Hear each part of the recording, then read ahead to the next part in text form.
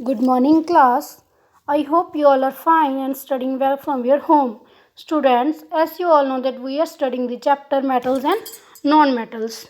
Today, we will study reaction of metal with acid, aqua reaction and reactivity series.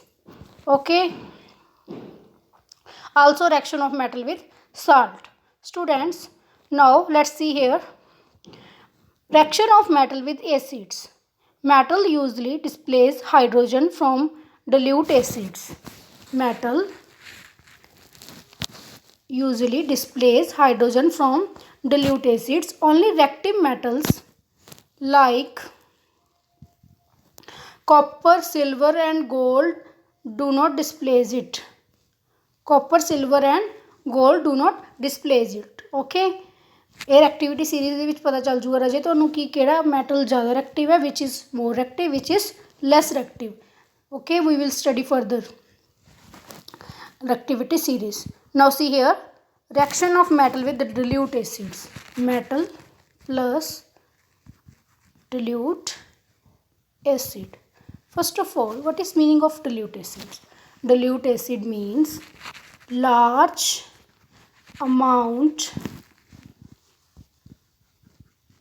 of H2O is present in it. मतलब dilute acid ਉਹ ਹੁੰਦੇ ਆ ਰਾਜੇ ਜਿਹਦੇ ਵਿੱਚ water ਦੀ presence ਜ਼ਿਆਦਾ ਹੁੰਦੀ ਹੈ ਮਤਲਬ these are thin. Okay now ਇਹ ਰਿਐਕਸ਼ਨ ਦੇ ਵਿੱਚ ਕੀ ਹੋਏਗਾ ਰਾਜੇ ਇਹ ਰਿਐਕਸ਼ਨ ਦੇ ਵਿੱਚ ਕੀ ਹੋਏਗਾ ਜਦੋਂ ਮੈਟਲ dilute acid ਨਾਲ ਰਿਐਕਟ ਕਰੇਗਾ ਤਾਂ ਕੀ ਹੋਏਗਾ ਹਾਈਡਰੋਜਨ ਨੂੰ ਡਿਸਪਲੇਸ ਕਰ ਦੇਗਾ ਕੌਣ ਮੈਟਲ ਡਿਲੂਟ ਐਸਿਡ ਦੇ ਵਿੱਚ ਜਿਹੜੀ ਹਾਈਡਰੋਜਨ ਹੋਊਗੀ ਉਹਨੂੰ ਡਿਸਪਲੇਸ ਕਰ ਦੇਗਾ ਓਕੇ ਅਤੇ ਕੀ ਬਣਾ ਲੇਗਾ ਮੈਟਲ ਸਾਲਟ ਬਣਾ ਲੇਗਾ ਅਤੇ ਕੀ ਜਿਹੜਾ ਪ੍ਰੋਡਕਟ ਬਾਹਰ ਨਿਕਲੂਗਾ ਕੀ ਹੈ ਉਹ H2 ਮਤਲਬ ਬਾਹਰ ਨਿਕਲ ਜੂਗੀ hydrogen okay let's take example see here magnesium reacts quite rapidly with dilute acid मतलब वो एकदम रिएक्ट कर जाता है मैगनीशियम है जोड़ा ठीक है मैगनीशियम है जोड़ा वो एसिड नाल रैपिडली रिएक्ट कर देंदा है तो की बनाउंदा है MgCl2 इत्थे लिखा हुआ है मैगनीशियम क्लोराइड ठीक है मैगनीशियम क्लोराइड तो यदा फॉर्मूला है MgCl2 ये तुसीं वो वैलेंसीज ते कंपाउंड बनाउण वाले उहदे नाल पता कर सकते जो तुहानूं नेम पता होगा कि मैगनीशियम जदों डिल्यूट एसिड नाल रिएक्ट करूगा तो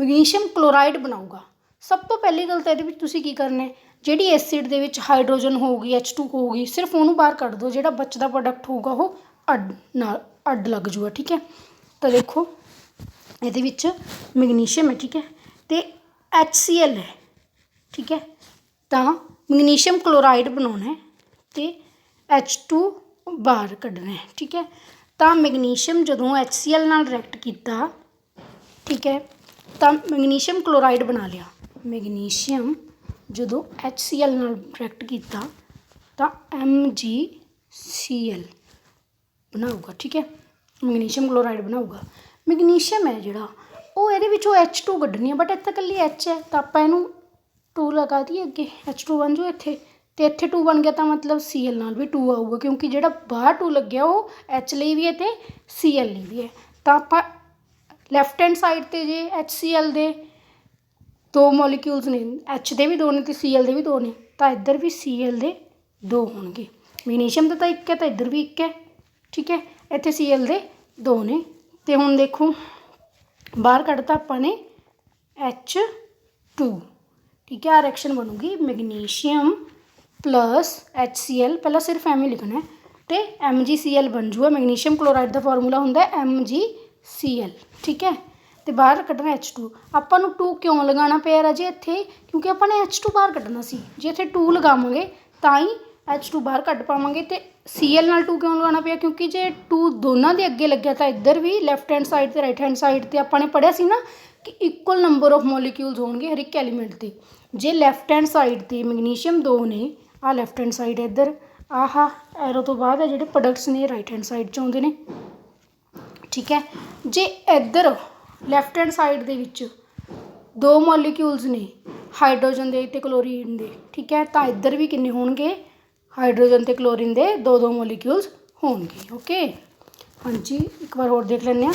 magnesium plus dilute acid, dilute acid किहड़ा ले लिया आपां ने इत्थे HCl, की बाहर निकलूगा राजे MgCl लिख लो पहला, तो बाहर आपां फिर लिखांगे बाहर कड्ढना। हाँ जी, इत्थे की कड्ढना हुण आपां ने H2 बट इधर तो H एक हैगा तो इत्थे 2 लगा दो, ठीक है, तो बाहर H2 कढ़ दो, ठीक है। मैग्नीशियम ने इहदा H2 बाहर कढ़ता, तो हुण Cl दे अगे भी 2 लग गया, तो इधर भी Cl की होणगे 2 होणगे। आ तुहाडी रिएक्शन है। ओके आई होप सारिਆਂ ਨੂੰ अंडरस्टैंड हो गया होना, ठीक है राजे। This is reaction of metal with acid, metal plus dilute acid equal to metal salt plus hydrogen. Okay हाँ जी बच्चे, अगे देखो, अगे हैगा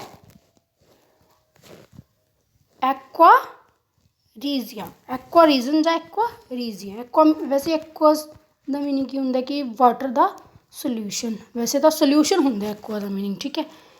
हाँ जी, एक्वा रीजन है, कहते की होंगे, let us read this. It is freshly prepared mixture of 1 part of concentrated nitric acid and 3 parts of concentrated hydrochloric acid. एक पार्ट हैगा किदा निट्रिक एसिड का, निट्रिक एसिड का फॉर्मूला होंदा है HNO3, तो 3 पार्ट काहदे ने राजे, 3 पार्ट हैगे ने HCl दे, HCl कॉन्सनट्रेटेड हैगा, ठीक है, HCl दे ने। तो अपने को एक रेशो बनती होंगी 1:3 रेशो बनूगी, यदि 1:3 बनूगी, ऐदा मतलब आप देखते होंगे।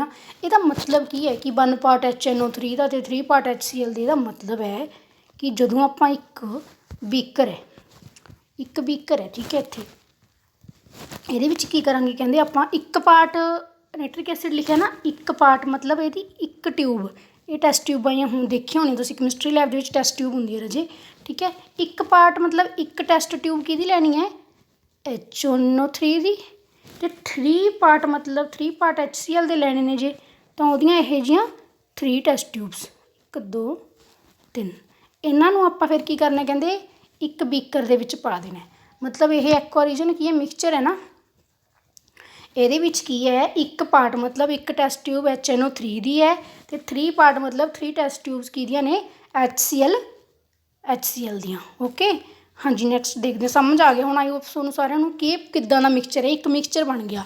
1 टैसट ट्यूब की पाती HNO3 दी, 3 पार्ट्स HCl दे। ओके हाँ जी, अगे देखो, aqua regia can dissolve all metals, ये इदां का मिक्सचर बन जाता है, फिर कहते भी ये सारे मैटल्स में वो डिजोल्व कर लेंदा है, जेडे डिजोल्व भी नहीं हो पाते, ठीक है, किहड़े गोल्ड ते प्लैटिनम, उन्होंने भी डिजोल्व कर लेंदा। मतलब ये इन्ना वधिया हो लिक्विड बन जाता, वधिया नहीं कह सकते वैसे आप, ये बहुत स्ट्रोंग होंदा है, बहुत खतरनाक होंदा है, वी कैन ईवन डाई भी हो सकते हैं, तो इन्ना ज़्यादा खतरनाक होंदा है कि होर इशूज़ भी क्रिएट कर सकता है जे आप इहनूं खुले च इहदे नाल कोई रिएक्शन करांगे, ठीक है। Proper ventilation they which reaction करनी पैंदी है, ठीक है। हाँ जी, ये तुहानूं जे क्वेश्चन आऊगा तो इदां आऊगा, वट इज़ एक्वा रीजन, तो तुसीं की लिखोगे, तुसीं भावें हुण ये उहदे विच पेपर एग्जाम्पल भी दे दिओ कि 1 टैसट ट्यूब इहदी पाई है HNO3 दी, 3 पार्ट मतलब 3 टैसट ट्यूबां किहदियां पाईआं ने HCl दियां पाईआं ने, तो उहदा की है मिक्सचर बन गया, ठीक है। आई होप सारिਆਂ ਨੂੰ ये भी समझ आ गया होना राजे। 4th देखते हैं आपां, reaction of metal with salt solution, salt solution दे नाल मैटल की रिएक्शन करनी है, तो की बनूगा, एक जेड़े मैटल का साल्ट होगा, तो सिंपली समझा दी पहले मैं, देखते हैं राजे।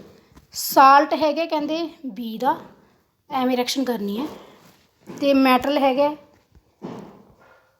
ए, ठीक है। जे यह मैटल ए तो स्ट्रोंग होगा, ए बी तो स्ट्रोंग होगा, तो ए की है बी की जगह ले लूगा, तो बी नूं कित्थे भेज दूगा, आपकी जगह पर, ठीक है। जे ए मैटल स्ट्रोंग होगा तो वह बी की जगह ले लूगा, तो बी नूं आपकी जगह पर भेज देगा, की बन जूगा, साल्ट बन जूगा राजे ए दा, तो मैटल निकल जूगा बाहर किहड़ा बी। मतलब जिहड़ी चीज़ इत्थे लिखोगे ए बी, जे बी का साल्ट है तो वह साल्ट ए का बन जूगा, जे मैटल ए है तो अगे की होगा मैटल बी का बन जूगा। सिंपल रिएक्शन जिवें याद करनी हो, जरनल रिएक्शन, जिहदा इत्थे लैफ्ट हैंड साइड ते साल्ट है वह अगे मैटल बन जूगा, जिहदा इत्थे मैटल है वह ਸਾਲਟ ਬਣ ਜਾਓ। ਠੀਕ ਹੈ, ਬਟ ਇੱਕ ਪ੍ਰੋਪਰਟੀ ਕੀ ਹੈ ਕਿ ਜਿਹੜਾ A ਹੈ ਉਹ B ਤੋਂ ਜ਼ਿਆਦਾ ਰਿਐਕਟਿਵ ਹੋਣਾ ਚਾਹੀਦਾ ਹੈ। ਠੀਕ ਹੈ, ਮੋਰ ਰਿਐਕਟਿਵ ਮੈਟਲ ਡਿਸਪਲੇਸ ਕਰਦਾ ਹੈਗਾ ਲੈਸ ਰਿਐਕਟਿਵ ਮੈਟਲ ਨੂੰ ਇਨ ਅ ਸਾਲਟ ਸੋਲਿਊਸ਼ਨ। ਠੀਕ ਹੈ, ਹਾਂਜੀ ਇੱਥੇ ਰਿਐਕਸ਼ਨ ਕੀਤੀ ਹੋਈ ਹੈ zinc the, reaction of zinc with copper sulphate solution. Solution ਕਿਹਦਾ, ਸਾਲਟ ਕਿਹਦਾ, CuSO4 ਦਾ, ਮਤਲਬ ਮੈਟਲ ਕਿਹੜਾ ਇੱਥੇ, ਸਾਲਟ ਕਿਹਦਾ, ਕਾਪਰ ਦਾ। ਕਿਹਦੇ ਨਾਲ ਰਿਐਕਟ ਕਰੂਗਾ, ਜ਼ਿੰਕ ਨਾਲ। ਮੈਟਲ ਕਿਹੜਾ, ਜ਼ਿੰਕ। ਹੁਣ ਜ਼ਿੰਕ ਕੀ ਹੈ, ਕਹਿੰਦੇ ਰਿਐਕਟਿਵਿਟੀ ਸੀਰੀਜ਼ 'ਚ ਅੱਗੇ ਤੁਸੀਂ ਦੇਖੋਗੇ ਇਹ ਕੀ ਹੈ, ਜ਼ਿਆਦਾ ਰਿਐਕਟਿਵ ਹੈ ਕਾਪਰ ਤੋਂ। ਕਾਪਰ, ਸਿਲਵਰ ਅਤੇ ਗੋਲਡ ਤਾਂ ਜਮਾ ਨੀਚੇ ਆਉਣਗੇ ਰਿਐਕਟਿਵਿਟੀ ਸੀਰੀਜ਼ 'ਚੋਂ, ਬਹੁਤ ਜ਼ਿਆਦਾ ਲੈਸ ਰਿਐਕਟਿਵ ਮੈਟਲ ਨੇ। ਜ਼ਿੰਕ ਕੀ ਹੈ, ਬਹੁਤ ਰਿਐਕਟਿਵ ਹੈ, ਤੋਂ ਜ਼ਿਆਦਾ ਰਿਐਕਟਿਵ ਹੈ। ਤਾਂ ਜ਼ਿੰਕ ਕੀ ਕਰੂਗਾ, ਇਹਦੀ ਜਗ੍ਹਾ ਲੈ ਲੂਗਾ ਅਤੇ ਕਾਪਰ ਨੂੰ ਕਿੱਥੇ ਭੇਜ ਦੂਗਾ, ਆਪਦੀ ਜਗ੍ਹਾ 'ਤੇ ਭੇਜ ਦੂਗਾ। ਤਾਂ ਕੀ ਬਣ ਜੂਗਾ, ZnSO4 ਪਲੱਸ Cu ਕੀ ਹੈ, ਬਾਹਰ ਨਿਕਲ ਜੂਗਾ, ਕੀ ਬਣ ਜੂਗਾ, ਜ਼ਿੰਕ ਸਲਫੇਟ। ਇਹਦਾ ਨਾਮ ਕੀ ਹੈ, ਜ਼ਿੰਕ ਸਲਫੇਟ। ਠੀਕ ਹੈ, ਇਹ ਰਿਐਕਸ਼ਨ ਇੱਦਾਂ ਹੋਊਗੀ ਰਾਜੇ। ਇਹ ਰਿਐਕਸ਼ਨ ਤੁਸੀਂ ਹੋਰ ਮੈਟਲਸ ਨਾਲ NCERT ਬੁੱਕ ਦੇ ਵਿੱਚ ਜ਼ਰੂਰ ਦੇਖਣੀ ਆ, ਉਹਦੇ ਵਿੱਚ 2-3 ਰਿਐਕਸ਼ਨਾਂ ਦਿੱਤੀਆਂ ਹੋਣੀਆਂ ਕਿ ਇੱਕ ਮੈਟਲ ਜ਼ਿਆਦਾ ਰਿਐਕਟਿਵ ਤਾਂ ਉਹ ਇੱਕ ਲੈਸ ਰਿਐਕਟਿਵ ਹੈ, ਹੋਰ ਵੀ ਇਹਦੀਆਂ ਐਗਜ਼ਾਮਪਲਸ ਹੋਣਗੀਆਂ। You must read it from there, okay.